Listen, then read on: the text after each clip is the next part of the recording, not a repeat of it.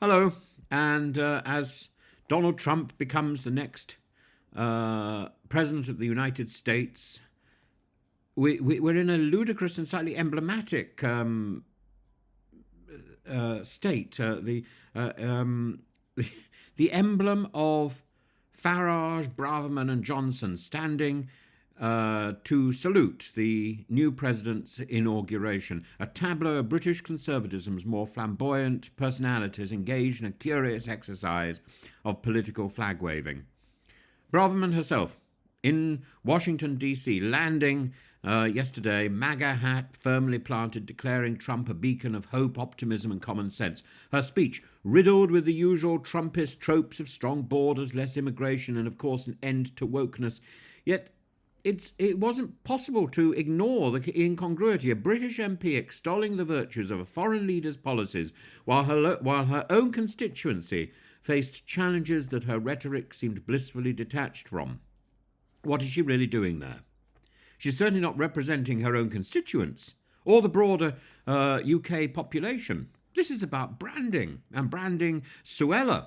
It's a calculated move to align herself with the Trumpian brand of politics, a brand that thrives on spectacle, division, and a rejection of the so-called establishment. It's about the arrogance of Suella. And what does she leave behind? She leaves behind a Home Office that isn't working. I've spent 6 weeks or so waiting for a document from the Home Office, and I've had to contact my local MP. It's nonsensical. It's nonsensical that the Home Office doesn't function, that it needs to be goaded into activity, chivied to actually do its job. It's supposed to. Any other department in government is supposed to reply within 28 days. The Home Office has decided that it can reply within 40 calendar days. Why? Why does it have that license? Because it doesn't work. And under Braverman, I think it probably failed even more. So what is she doing over there? Having destroyed this country's ministries, is she off to destroy ministries in the United States? Farage, this opportunistic politician who's perfected the art of being in the right place at the right time as a self-proclaimed bridge between Trump and Brexit Britain, Farage has long tried to position himself as a key transatlantic figure, despite the rather glaring lack of electoral mandate beyond Clacton. For Boris Johnson, it's about simply remaining relevant, floating in the swirling currents of a post-Downing Street career. And consider the bizarre optics of this trip. Braverman, once tipped as a possible Conservative Party leader, traipses through Washington as if the endorsement of a MAGA cap will win hearts back home. Yet if her intention is to emulate Trump's divisive populism, she may find that in Britain, with its intricate political and social landscape, it's not as fertile a ground for such strategies as in the US. Farage, meanwhile, hosting lavish parties where the champagne will flow as freely as a sycophantic rhetoric.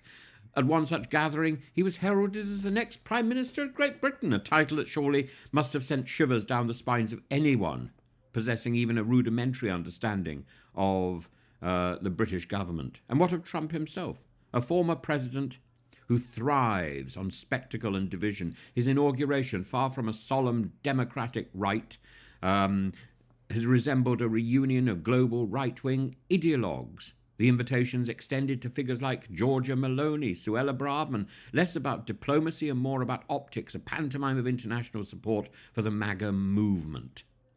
And Braverman's words predictably invoked wokeness, that amorphous spectre conjured by populists to rally the base. Yet as ever, there was no real definition or policy attached to that term, just the vague implication that it is somehow to blame for all social ills.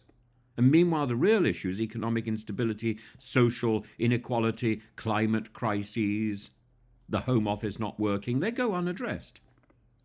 For Braverman, Farage, and even Johnson, this spectacle in Washington may appear as a means to bolster their image, but to what end? Aligning themselves with a figure as polarizing as Trump carries risks, as well as benefits. His policies, though hailed by his supporters as transformative, have often exacerbated and split the country have often led to greater social divisions, have left scarring on democratic institutions, led to riot. In the end, Braverman, Farage and Johnson, their escapades in Washington tell us more about their ambitions and their desperation than their principles. It's a performance, an attempt to remain relevant in the political spotlight by attaching themselves to the bombastic glare of Trump.